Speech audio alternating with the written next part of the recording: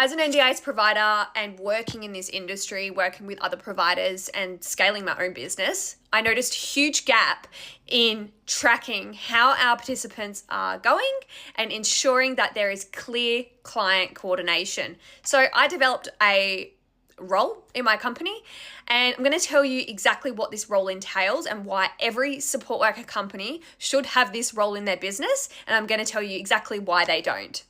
I created a role for a very senior support worker, my most senior support worker, called a client care coordinator. Now, I developed this role off the basis of noticing a huge gap in the industry and in my own business. So what on earth is this role? So this role is a client care coordinator, and I have purposely placed a senior support worker with extensive case management experience in this role. And what their primary job description is to support the coordination of our entire caseload.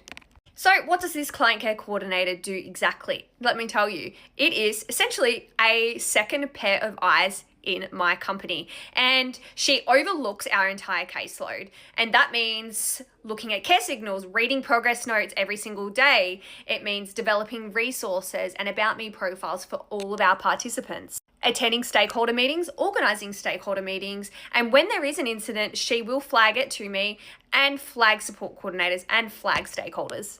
So we have consistent monitoring of our caseload. If there is a change of behavior, our support plans get updated. If we need to implement a new morning routine, a new resource gets developed and laminated. If there is a problem with my staff and their participant or any issues, my staff go to this care coordinator and discuss, and anything is escalated to me.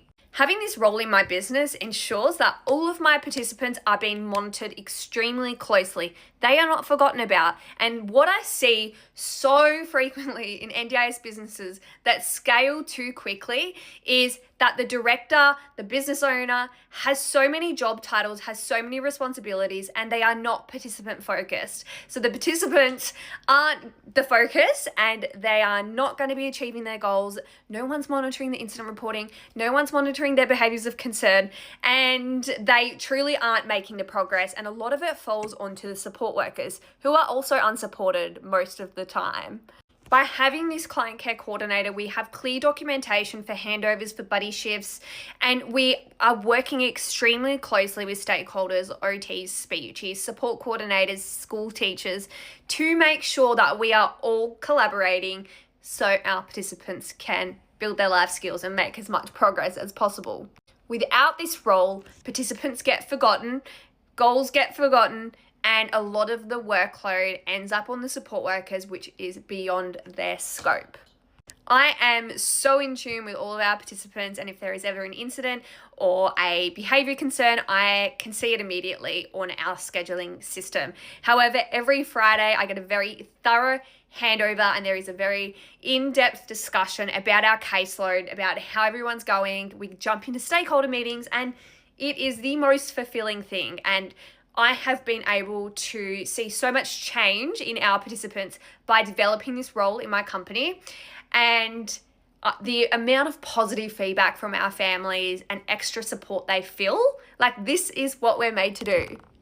Now, the main reason why I don't see enough NDIS businesses doing these types of roles enough in their companies is purely one reason, and that is it is dead money. So having admin in NDIS businesses costs the business quite a lot, and you aren't getting any income from that role. But let me tell you, if you actually have a participant-focused company in the NDIS space where you do develop roles like this, how much better your business runs and how much more progress your participants make. We need more participant-focused companies in this space. I understand the cost of running an NDIS business is astronomical and sometimes unsustainable. But I'm sick of participants not receiving the right level of support in this space because companies choose to keep profits rather than building the roles and the systems to support these participants.